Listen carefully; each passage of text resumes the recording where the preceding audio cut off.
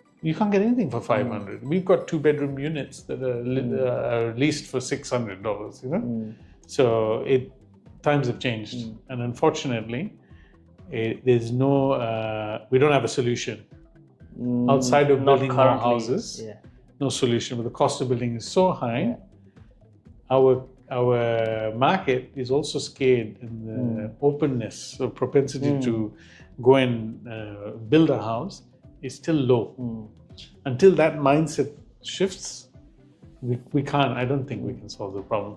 ਚਲੋ ਹੁਣ ਅਸੀਂ ਜੋ ਤੁਹਾਡਾ ਟੀਮ ਦਾ ਇੱਕ ਕਹ ਲਓ ਇੱਕ saying ਹੈ ਇੱਕ ਸਲੋਗਨ ਹੈ ਟੀਮ ਰੈਸ਼ ਬ੍ਰਿੰਗ ਇਨ ਦਾ ਕੈਸ਼ ਜੋ ਕਿ ਬਹੁਤ ਕੈਚੀ ਹੈ ਤੇ ਹੁਣ ਅਸੀਂ ਉਹਦੇ ਬਾਰੇ ਗੱਲ ਕਰੀਏ ਹੁਣ ਜਿਹਨੇ ਲੋਕਾਂ ਦੀ ਇਕੁਇਟੀ ਬਣੀ ਹੋਈ ਹੈ ਹਾਂਜੀ ਹੁਣ ਹਰੇਕ ਨੂੰ ਲੱਗਦਾ ਕਿ ਹੁਣ ਰੇਟ ਬਹੁਤ ਵੱਧ ਗਏ ਮਾਰਕੀਟ ਬਹੁਤ ਵੱਧ ਗਈ ਤੇ ਹੁਣ ਉਹ ਕਿਹੜੇ ਸਵਰਾਂ ਦੇ ਵਿੱਚ ਕਰ ਸਕਦੇ ਆ ਇਨਵੈਸਟ ਸੇਫਲੀ ਜਿੱਥੇ ਕਿ ਰਿਸਕ ਨਾ ਹੋਵੇ ਕਿ ਕੱਲ੍ਹ ਨੂੰ ਜੇ ਮੰਨ ਲਓ ਮਾਰਕੀਟ ਹਿਲਦੀ ਵੀ ਹੈ ਉੱਥੇ ਉਹਨਾਂ ਨੂੰ ਘੱਟ ਫਰਕ ਪਵੇ ਹਾਂ ਕਿਉਂਕਿ ਉਹਨਾਂ ਨੂੰ ਸੋਚਣਾ ਪਏਗਾ ਲਾਸਟ 2 ਸਾਲ ਕੀ ਹੋਇਆ ਤੁਸੀਂ ਜੋ ਜਿੱਥੇ ਵੀ ਪੈਸੇ ਲਾਤੇ ਉੱਥੇ ਤੁਹਾਡੀ ਗਰੋ ਹੋ ਗਏ ਹੁਣ that is being lucky there's no strategy around that there's no science chalo you might have a little bit of a strategy or whatever but that is a false start on that ਹੁਣ ਤੁਸੀਂ ਉਹੀ ਸੋਚ ਕੇ ਲਾਈ ਜਾਓ ਪੈਸੇ in the wrong area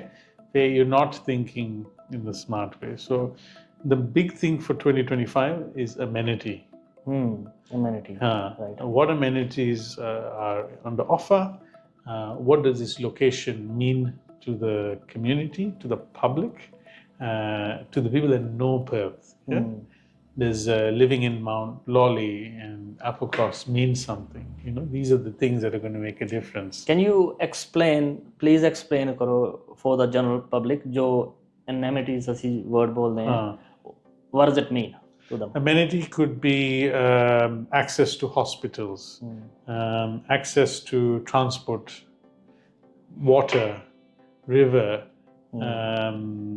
commercial industrial sectors so every area has some sort of amenity offering schools shopping centers it's much deeper than just saying hey that's a good area we should live in it like a food strip like East Victoria Park or Victoria Correct. Park or the Beaufort Street or Correct. the Swan Valley other access to the city yeah so if you look at a place like Big Park got great amenity you've got access to the highways you've got a city there you've got Welsh pools nearby it's the industrial sector so these great amenity location so we always look at things what's the walk score what's the school score how does the community score crime social economic yes that sort of stuff as well does it make a difference when I look that's what I'm looking for and depending on the price that's how I make a judgment to invest money or to develop or to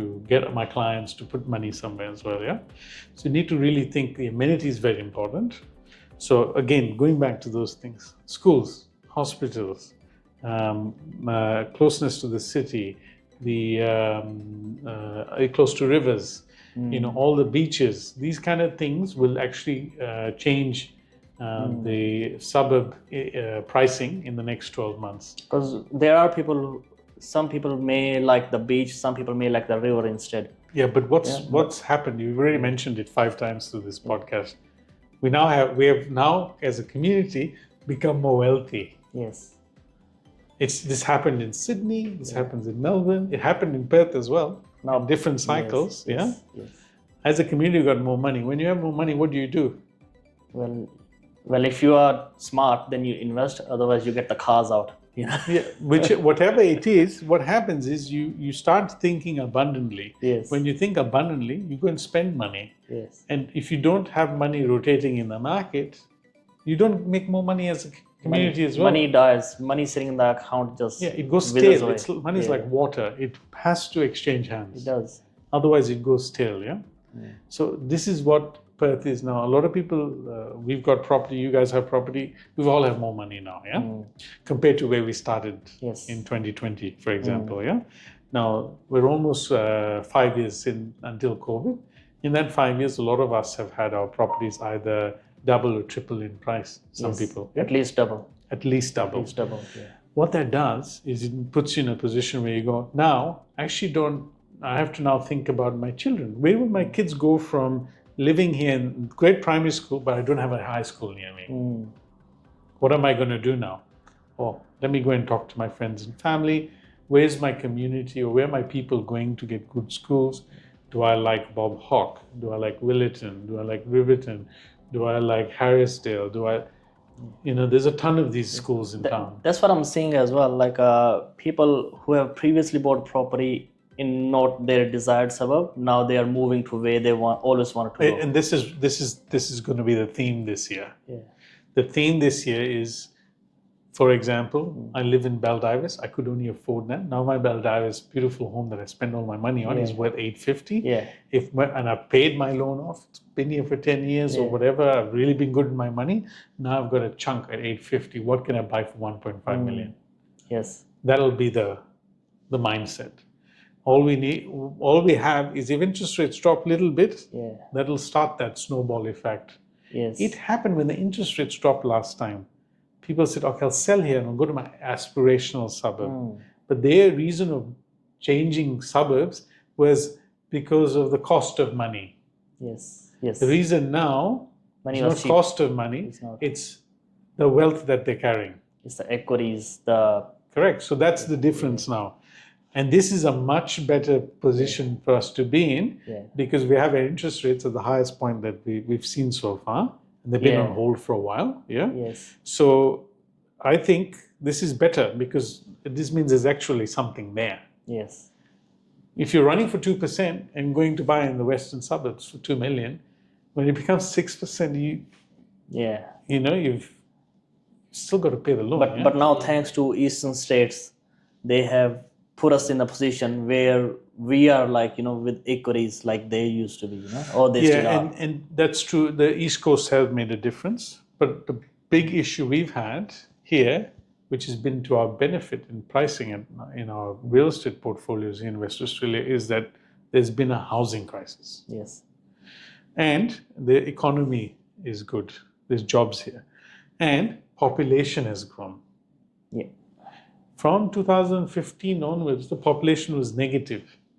People were leaving West Australia. Yeah. Those were tough years for property owners and investors and developers. Yeah. You had to get your mix so right if you wanted to make money. Otherwise, you just had to wait. Yeah. So now we have equity. So can we do something like let's say, because there are people who have small budgets, there are people who have big budgets. Investment doesn't have to be $1 million only. It could be a $300,000 or $500,000 investment. Yeah. So can we do a few suburbs? There are above $1 million, the areas where they can invest, or a few suburbs that are around $6,000-$7,000 mark where people can invest, because not everyone can afford $1 million plus property, right? Okay, and this is for them to invest in, correct? Investing or live in, either way. Either way, like most of the people here, people who buy houses, they become accidental investors. They buy a property, then they get to move. They buy a smaller house, then they put that to rent, and then they go buy the bigger house. Yeah, and the previous one becomes a accidental investment. It happens. No, 100%. Yeah. So there's approximately 300 suburbs in Perth, yeah? And now if you look at the data tells you a very cool story. The story is above $1 million for houses. Okay, we'll not talk units. Put units aside because that's another different beast. And the unit market's very small. Yeah. Yes. Let's talk about houses because West Australia dominated by houses. Yeah. $1 million plus in houses. You've got 33% of the suburbs, which is about 100 plus suburbs, around the 100 mark, that are above $1 million in the medium house price for houses. Yeah. And then $1 million to 800,000 has another 33%. Yes. And then under 800 is the other 33%. It's the third half, yeah. So you got 100, 100, 100. Yeah. You're going to have a lot of these that are sitting in this amenity game where they're in the 800 to $1 million for a family home, a green title, or a house. that need to get into this million plus range. Yes. And that's where the movement's going to be. Yeah. Yes. There's also a lot of thought about the really blue chip ones that haven't done much growth in the last few years. Yeah. There's examples of some in the western suburbs. They will see growth as well. But this is where I think a lot of our real growth will happen. We just heard from the media, they've said 18%, 17, 18% growth. Yeah. For us, really good is a percent a month. A month is really good. It's really good because the average is around 7%, right? Yeah, and it's for last 40 years it's been 7.5% on an average. Yeah, so if we can score at a percent a month, we're doing much better than our average. Yeah, it's much better than any. Forget last year's any gone. funds or everything. Yeah, last year's gone. Yeah, we had a good run. Now the goal is, can we get 7 to 12%? If we get up to 17, 18%, it's amazing. Yeah. We would have taken that any day of the week. Yeah. Yes. So now the suburbs that I think that are going to do really well are the ones that are sitting, have great amenity in that $800 to $1 million range. Yes. So, if you've got under $1 million, so you wanted to know under $1 million and above $1 million. I think most of those suburbs in that price range, they are around amenities, right? Correct. Most of them are. And some are not. But that's where it'll make a difference now. Yeah. That's where you might see those suburbs create more supply, and a lot less people are interested in there because they're saying, hang on, if I'm spending $850,000 in this suburb, but I can go into Ascot for $850, yes, is it the right decision for me? Yeah. Or I can go into a place with a great school zone like Southern River or Piara Waters or Harrisdale. Yeah. Does it make sense for me? Or I can spend my money here. So that'll be the reason why it'll change people's perception of what value looks like. Because they do want to invest and they will put the money somewhere. So 100%. Yeah. And they will go. Firstly, they'll go and take care of themselves first. Yeah. What happens is the market's taking care of them. Now you'll have a lot of principal place of residence, people saying, hang on, I need to get out of here and go here because I really want to live here. Yeah. I really want to be close to the city. I really want to not be driving 45 minutes. Yeah. So what was happening last year, we were having the conversations from the buyer saying, actually, it's an hour from my work, but I can't get a property, so I'm just going to buy it. Yes. So we would have people that living somewhere else, buying somewhere else. Yeah. Really good for us because we did a lot of cross-selling. Yeah, yes, we talked to them, say, look, we've got a property here. It's in Brabham, but we saw you in Alkmaar. So have you considered Brabham? Yeah. Oh no, or you're in Brabham. Have you considered Southern River? Yeah. Have you considered this? Have you considered? It was really good because you could just sell it. Yeah. Yeah. That's going to be a bit more trickier now. Yeah, because now people have the option because the properties are taking a bit longer to sell. The days on market has increased from like 7 to like, what is it now, 12, 13? 12, 13, in some cases 15 in some markets, but it's still low. Yeah. Yeah. I mean, only those properties taking longer. And the problem with buyers, they have amnesia. Yeah. Like they forget that this is still not a time to muck around, Go find a property, negotiate, get the deal done, and get out of the market. Yeah, you got to move in and out because as time goes, like we saw last year, pricing is still moving. Yes, it is. Yes, we don't have 60 people in the home open, but if we have 16, we just need one person to buy it. Yeah, it's always one. Yeah. We need two to create competition. We need one to buy it. Yeah. It's not that complicated. Yeah? Yes. So this is the thing. I think the attitude has to still be like, okay, I can now afford to buy something, get in, and let's negotiate and get the deal done. Yeah. What you will find is now, I feel sellers will be educated on subject sales as well and bridging loans. Yes. Bridging loans and subject sales are going to be the next way for people to move out of less amenity into more amenity suburbs. Can you please explain someone who doesn't know what a bridging loan, how does that work? So in the past, bridging loans have been... I would like to interject a bit. It's not a financial advice. We only giving information for educational purposes only. So education purposes, general advice. Please seek a financial advisor if you want about your personal situation. But it's very simple. In the past, bridging loans had a very bad reputation because the banks, basically a bridging loan is a loan lets you bridge from your current property to the next one without having to settle on the same day. Could go on for a month, 2 months, up to a year, for example.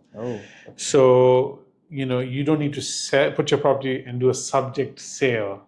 You can go and just purchase the next property, put subject to finance, and then the bank lends you the money on the property you're purchasing.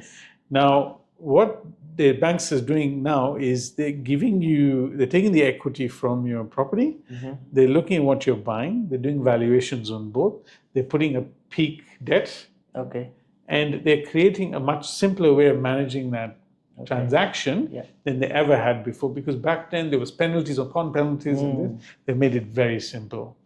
A bridging loan is not very complicated. You should consider it. It's better than a subject sale. So it's going to be easy for someone to if someone want to buy a house and they gotta sell the old ones, it used to be stress. What if I get an offer approved and my house is not sold? So they go into bridging loan, so they can still move into there, and somehow the banks looks after both. Correct, because they have equity. This doesn't work if you don't have equity. So the equity is the piece, and let's look at the market generally. There's a lot more equity than we've had in the last 5 years. So the bridging loan is going to be the next way to get across to the other property. And a lot of people will feel silly if they've never considered it, if they sat down with a professional broker or the bank to understand the cost of actually moving from one property to the other. I wouldn't do a subject sale. I would go with the bridging loan if I had the resources to do it. If you had the... Because it makes no sense to do it the other way. Now, that's one thing that we will see is that people will start using the bridging loans to go to place from less amenity to more amenity. They may even go from a bigger house to a smaller house. But it's the amenity that will make the difference. It's the kids, the schools, the lifestyle. It'll be a lot of those reasons why. Transport, downsizing, upsizing. There's a lot of movement that's going to happen this year. Because people see differently, all have different point of views. Just recently, someone was putting a comment on one of my social media posts that I live in Dayton, and they were like, oh, there's nothing in Dayton. It's all the people, they hyped it up, that's why it's up. The market's gone up. And I was like, it is very special. We have Australia-wide famous Swan Valley on the east, Whiteman Park on the west. We have right next to we are highways, and there are Morley, Ellenbrook, and Midland, all 10-minute drive. And the Metronet. And we have a Sikh temple where a lot of people, old people come. Our parents, they can talk to their fellow. You look at any of the suburbs where you have some sort of community connection, like Indian community, all through Australia. They do really well because they put, this place of worship. We've had Metronet come in now. So the amenities improved. Dayton, for example, specifically, once a shopping center gets in there, that's more amenity. You got the bridge to Caversham that gets you to the shops as well. Improve amenity there. Primary school, you've got all these other access to the airport for mining. Close to the city, on the highway, you can go anywhere. That is also not far from the city. It's 17 kilometers. It's not a Baldivis, and I don't mean to talk ill of Baldivis. You know me. It's not an Alkimos. It's not. It's different not type far, of community lives. It's not that far away. That you can still be close to every amenity. Malaga is there. If you're working in the Midland Hospital, then you'll find a lot of nurses and doctors are looking to buy there. As well. And I can pick them in the home open. I know. I said, are you in nursing? And they say, why? I said, because only one of you is here. There's the other one working on Sunday, and you're checking the houses. And it's a small suburb, so there's going to be sarcasm there. Not many properties on the market. Mostly owner occupiers are there. So long run, it has more potential for capital growth because less Yes. It could be like a double-edged sword as well, because you need more properties for the market to move. Yeah, look, there's still some parcels of land. Yeah. You'll still see supply in Dayton. Yeah. You'll see in Brabham. Yeah. Now you've seen Henley Brooks gone crazy. Yeah? So a supply of land is coming. Yes. It'll come slowly. Yeah. It takes time. Yeah. It takes time. It's not something you go, let's switch on the tap and the land is ready. Yeah. And there's some land there now. But yeah, the estates in Dayton, Dayton's got the smaller developments, and a lot of the land comes and gets sold. Yeah. So it's really good. Yeah. It's really good. So which suburbs people need to keep an eye on if they're looking? Yeah, look, I'm big on city of Belmont. I think that's really undercooked in my opinion. Yeah. Especially Ascot. Ascot, I feel, is a riverside suburb. Yeah. And if you look at Ascot, it's on the river. Yeah. But still, because of just the way the market has viewed Ascot, that's somewhere that they'll look and go, hang on, you mean I can get in there for 840,000? The median house price for houses in Ascot sits in the mid 800s. Yeah. 5 minutes to city. Yeah. What is it? 5 minutes to the city. Airport's around the corner. The DFO's there. You want to get anywhere in Perth, you've got the tunnel. You've got everything you want. Yeah. Really. The racecourse development is going to be a big thing, So, and, if you really look at it, if you also enjoy the races and stuff like that, then you want to live in Ascot as well. Yeah. The second biggest industry in Australia outside of mining is gambling.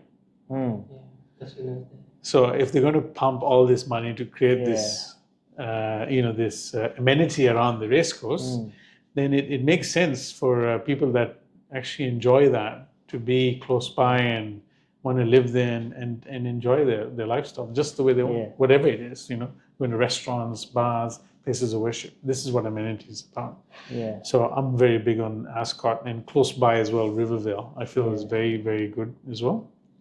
So, and they're sitting in that mid 800s as a medium house price. Yeah. Think about that. Yeah.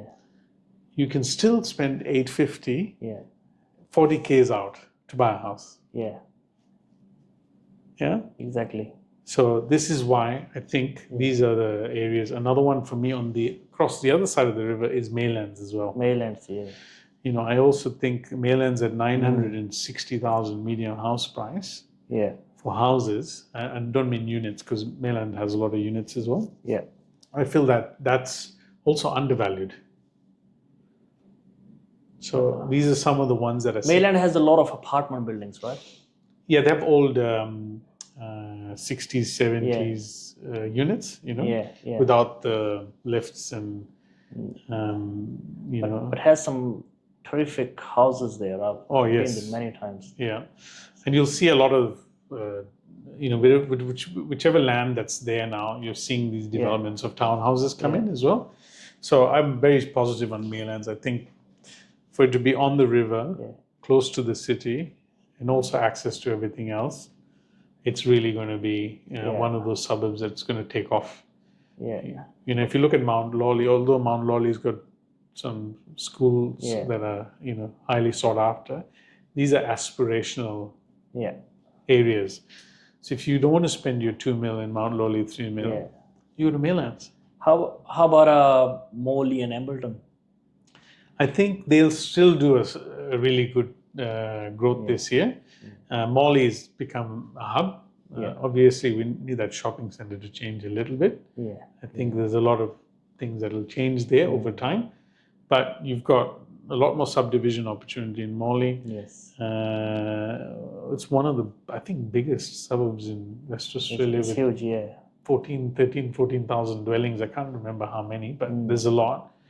So I think you'll still see that growth happening in there. It's high demand in Morley still. Yes. People want to get in there. So I'm pretty positive about Morley here. And again, the Metronet, anything that amenities come in there now. So you will see that change as well. Also close to the city, access to everywhere else. So pretty positive about those as well. One thing I've also seen, because all the suburbs you mentioned are sort of almost north, right? I mean, Escort River Valley just next to the river. Next to the city, yeah. You can say it's south of river, but still sort of city. But I've seen a lot of people who want to buy properties because maybe if they live, let's say they live in Byford, they only go around Byford for home open. So and they start thinking, oh, only this is the right place. So what do you think about that? So if you look at it logically, but the way it's designed, it's when you come north, it slims up. Yes. Correct? Yes. It gets less housing, yeah? The south widens. Yes.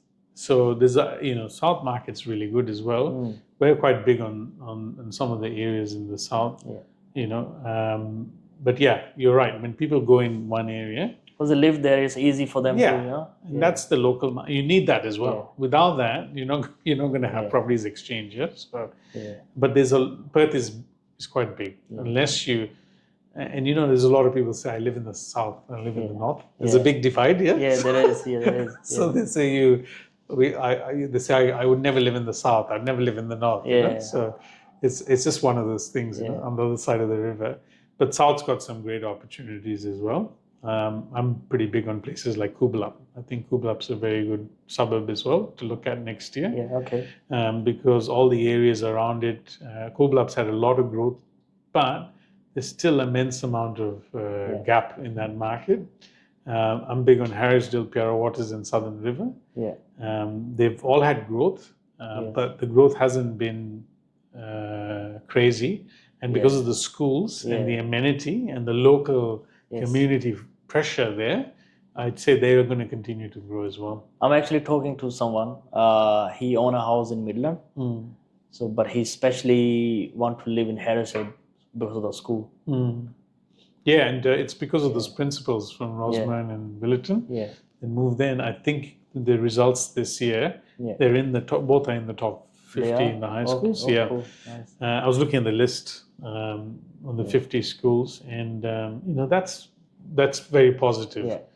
And even their medium house price there is in that. They're one of those 100 that sit in that 800 to $1 million now. Yes. So and then you look at the comparable to, obviously you can't compare it directly to Riverton, Willetton, but you look at those, there's a $400,000 gap. Yes. That either your mortgage has to pay, fulfill your income or, So I think those areas I feel, based on what I've seen, is the alternative is go there. So you think Baldivis has seen most of its growth, or what do you think, or like Port Kennedy, Baldivis? I think long term they will see more, but it'll be a bit more of a steady growth. Steady growth. There's a lot happening in that Rockingham area. Okay. With the Navy thing, UCAS, and a lot of other improvements in there. But that's perhaps a few years away before we start seeing all that take place. Some of these suburbs they had a pretty bad dogma, like suburbs like Parmelia, Aurelia, because there used to be such a high social housing. Yeah, they still have a little bit of that dogma, It takes time. It's not an overnight thing. What this pressure on the market has done has put owner-occupiers in the area. So it's changed that mix. Something you buyers agents love looking at, the mix between owner-occ and rentals. So that owner-occ, I think, has improved as well. But the pressure from over east has kept the rentals in there as well. So, it's just one of those things. A lot of the market was competing with the East Coast, trying to get owner-occ properties when there was not much supply in areas like this. So these you have to really look at them carefully, Yes. Because I feel they're good value. But, it's probably a good starting point. Yes. So we sell a lot of property there. Find a lot of first home buyers are coming there. Because the entry point is a little less than comparison to, let's say, you can get a green title for 600,000. Where are you gonna get that? It may not be the shiniest thing, but you can work on it. You can work on it, add value. You can even get in and get out of the rent trap. Into your place. Yes. Wherever that is. We all have to start somewhere. Yeah. And that doesn't matter. Yeah. And I think a lot of people that have started somewhere are now going to go into more amenity next year. People who had made the decision. Yeah. And for a lot of the people that are listening that can't afford to pay 800,000, then the unit market's really good as well. The unit market stabilized a little bit as well, which is good. Good time to get in because people are being a bit more picky. So if you've got 600,000, you want to be in a good location, close to a lot of amenity, you have unit options as well. Also, apartments, if you look at it, the cost of that apartment versus what you're buying for it, you're buying really good apartments. And what seems expensive now because of what they used to be going for, but the replacement value, we're not going to have any more apartments come up in the future because of the cost. The only place that apartments make sense of actually for construction are in the western suburbs where you can charge the $2 million for the apartment or the $1 million for the apartment, and people happily, if they like the development and that, will pay you. All those apartments or buildings they're gonna build in Buzzwood, are they gonna be all like luxury type of apartments, or is the normal people gonna afford it or not? I think you'll have one-bedroom options in that. But with any development that happens at that scale, you'll be paying full retail, so you'll have to be able to afford it, So I think from a one-bedroom or two-bedroom option, it'll be priced on the higher end. You'll have to have the ability to be able to buy it, So it's not a bad thing. It's more supply. So we encourage it. We need more apartments in West Australia. We just don't have enough development going on. Now, we had the Finbar one in South Perth, 500 apartments. People moved there. Added more supply to the market. So... And it's not like they were cheap either. They were not cheap, but it just meant some things started moving. And if not mistaken, last year, October, November, is when the settlements happened for them. So if they were coming from somewhere, let's presume, 500 people, maybe 30% or 40% were coming from somewhere.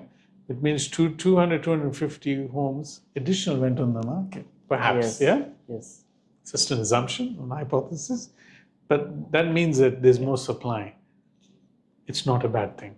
It means that people get options. Options are not a bad thing. We need people to...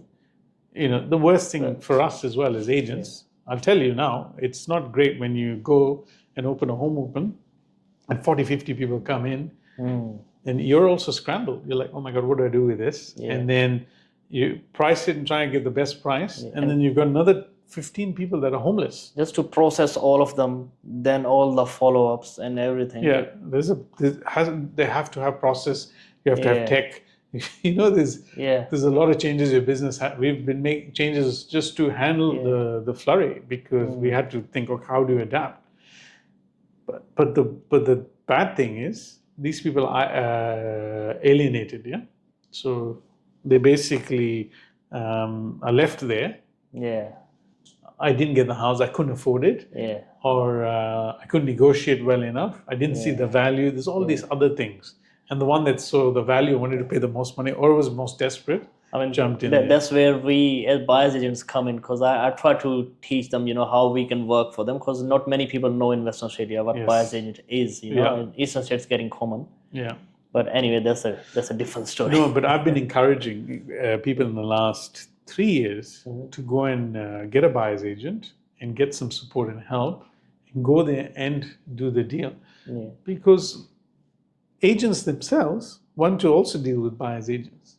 Because when someone comes to us, we want to make sure they are good, their finances are good. Make sure I want to make sure they don't get themselves into financial hardships. I want to make sure, why they are selling. Do they even need to sell, or and once everything's ready, then I go take it to the seller agent, because if paperwork is not right, the seller agent gonna tell me, oh, he's an amateur. It's not doing the job well. Correct, And I need to make sure. And you also don't want to take on a buyer that can't buy, Yeah, and so you do the due diligence up takes front. a lot of effort. Effort, and then that client is now ready to hit the market with you, and then for us we go, what's the file look like? We do our due diligence. We can do it very well with the buyers agents and brokers. Yes. But we know the buyers agents now, another party that's spending energy in it. Yeah.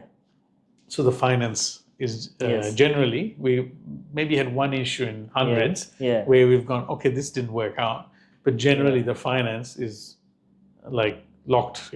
It's tight. It only falls apart, the finance, if you haven't done the job right. Correct.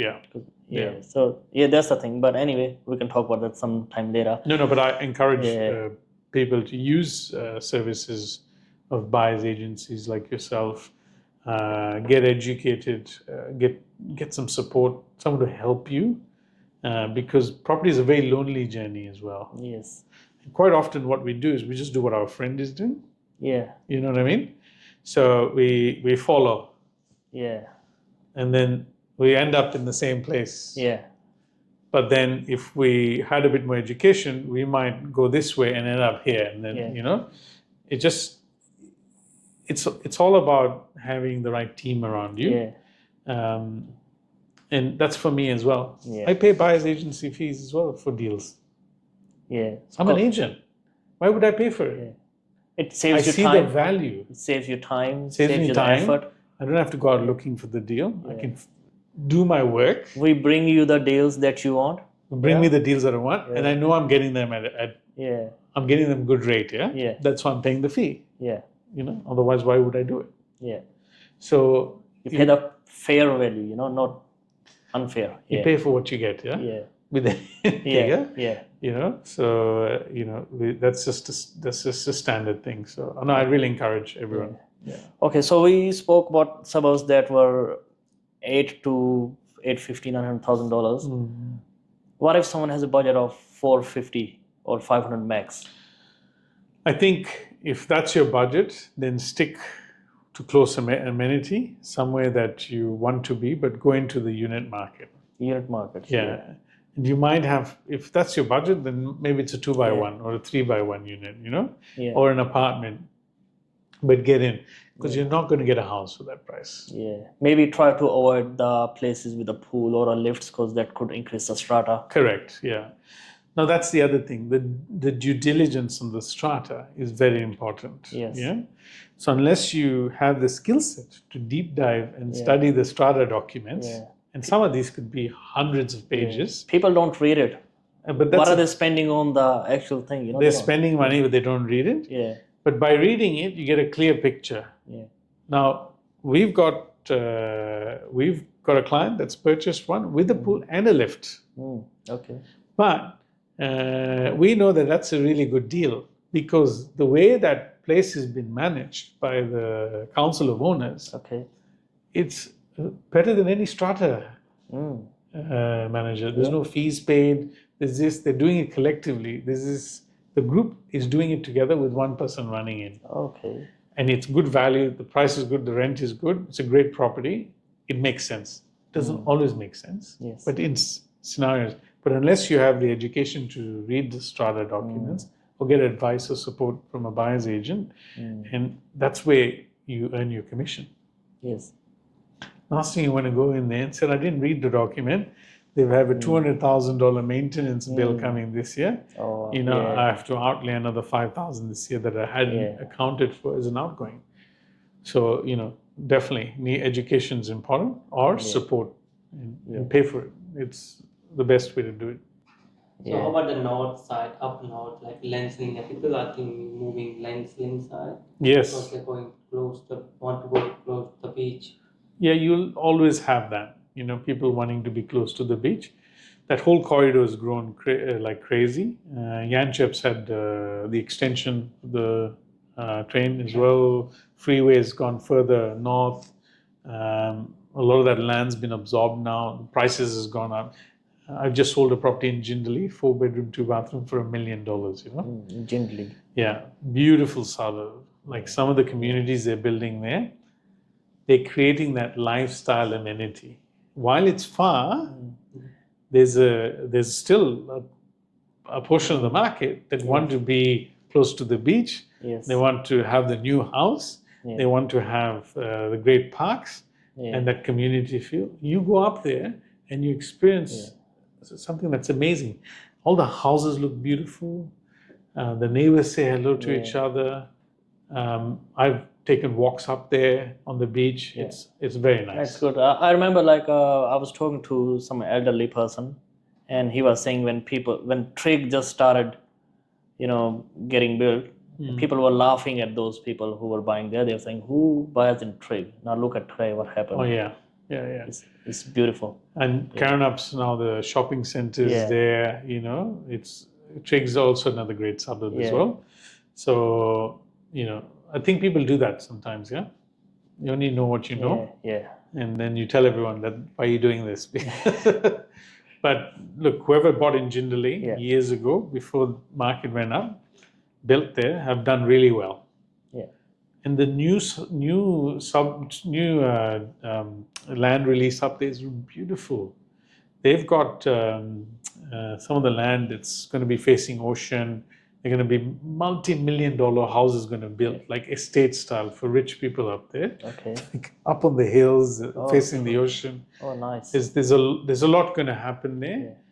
The big difference is their community has a story, has a standard. Yes. So to be in there, the house has to be built in a particular standard. That's a good thing. Yeah. Let's talk about a little bit you now. You're like one of the top agents, like where everyone wants to be in your shoes, but not many can be. Not many people can do. But there must be a lot of work pressure and a lot of time and all that. How do you manage the family life? Yeah, that's always tricky, isn't it? It's a real estate 7 days a week job. Yeah. So, obviously, I haven't managed it really well in the last 7 years. It's been poorly managed, but I'm getting better at it now. Yeah. I've got a good team. I've got good support around me. The agency is great. I've got great people around me. So I'm starting to work on the systems and free up my time so that I can have a bit of that balance, take care of my health, take care of my mental state better, family, all those things are very important because I'm an immigrant. We've got a chip on our shoulder, yeah? We want to do well, yeah? We've come here with nothing. We want to make something. And that can sometimes drive us to just work. Yes. And while that's a good thing, it also makes us work hard. And we should work a bit smarter as well, yeah? Find that balance and work through it.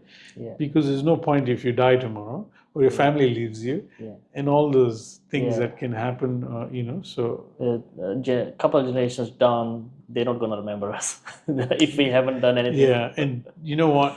I've just recently, we've had a few funerals we've been to, and it's really evident. You're measured by the people that love and care about you in the end, and how you made people feel. Yeah. And that's very important. And if you're trying to do everything for everyone else, not taking care of your family, that's not good either as well. Yeah. So you really need to, and money is not everything. Yeah. Because it can't buy the health, can't buy the family, can't buy spirituality, can't buy mental things. It buys you options, it buys you choices. But I think a lot of people would like to be in the shoe, but the shoe, my feet are bleeding. In the shoe. Yes. It's not an overnight thing. It's a 7-day a week, long hours thing. So. Anyone can do it. It's just a matter of having good people around you and then having a plan, a vision of where you want to go. Yes. That's very important. Do you write vision cards? Like a vision board? Yeah, I do have a vision board. So I still have my vision board in my garage and where my workbench is, and I often go and look at it. Update every now and then? Yeah, some of the things have come true. Some are work in progress. I strongly believe that for your life, you have to have a vision. And you can't have a vision only for work. Yes. Now, if you don't have a vision for your family, plus your work, plus your health, plus that, then you'll be very successful at work, but go home and it's not great at home. Yeah, it needs to be good at home. Now, we really appreciate you shared a lot of information. Now, before we wrap up, just last question for people who want, because there are a lot of people coming in Australia, right, and a lot of immigrants, and they all want to do good. They look at you and your team done really well. What if they want to become agents, be successful? What would they need to be doing?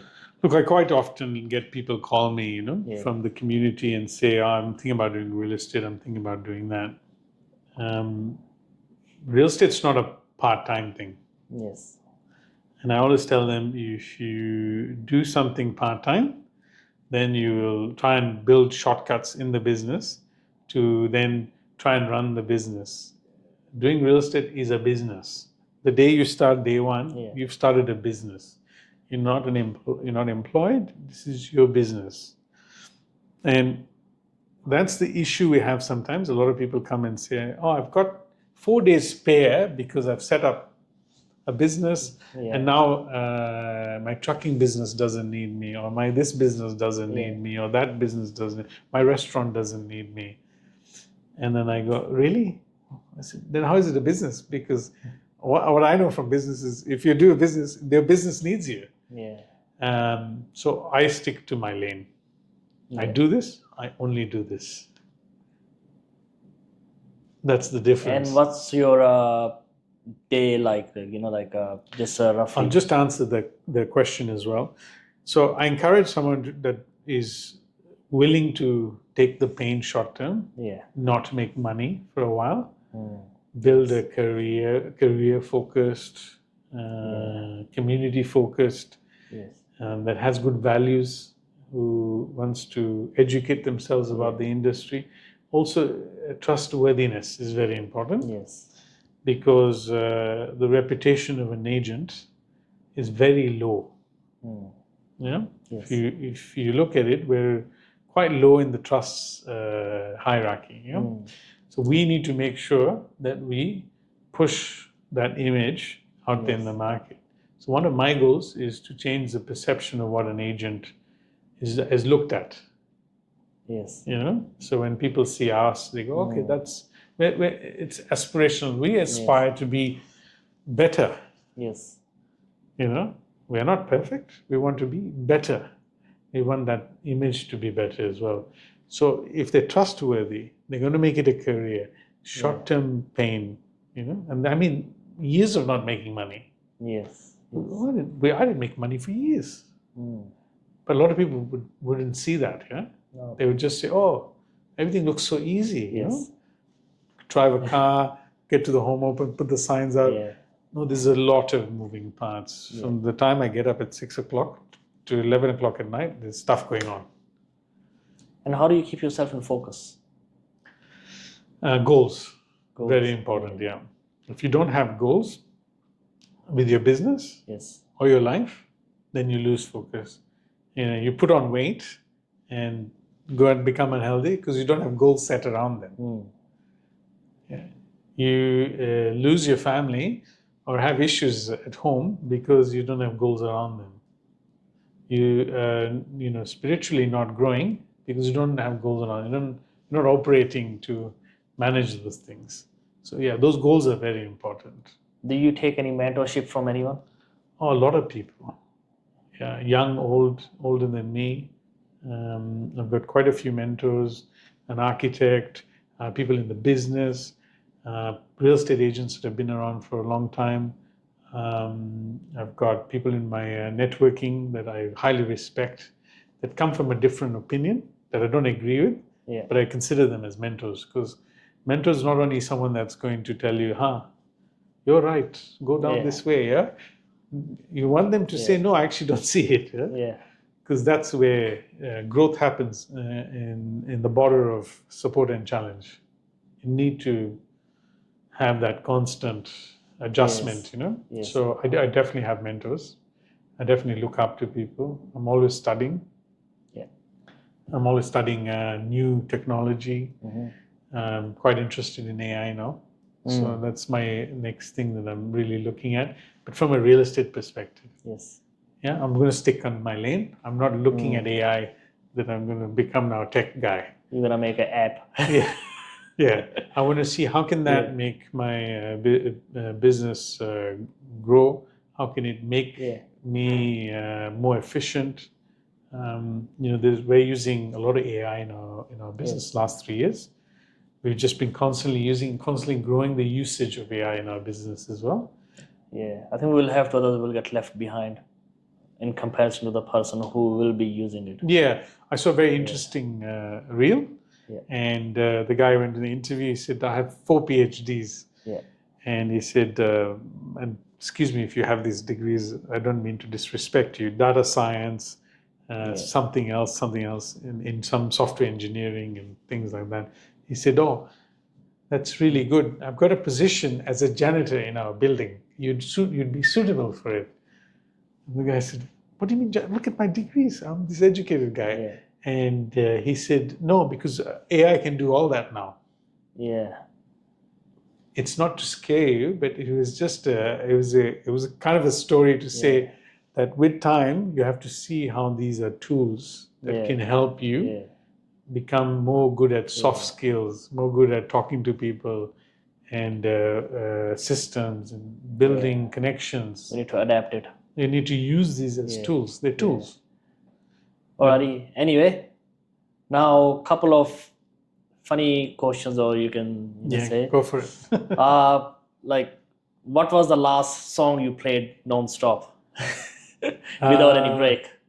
I was. It's funny you're saying that. I was just playing 50 Cent in the Club. 50 Cent. Yeah, and I love. It's one of my favorite songs. Yeah. And I like to listen to hip hop, and sometimes in between appointments, if I want to get like revved up a bit, you know. So I quite like 50 Cent. So, so what sports do you follow? A little bit of football, soccer. I'm a Liverpool supporter. I watch a little bit of basketball, but generally UFC. I like MMA. UFC, okay. Really, I've been watching it for years. Really enjoy watching it. Don't get as much time now.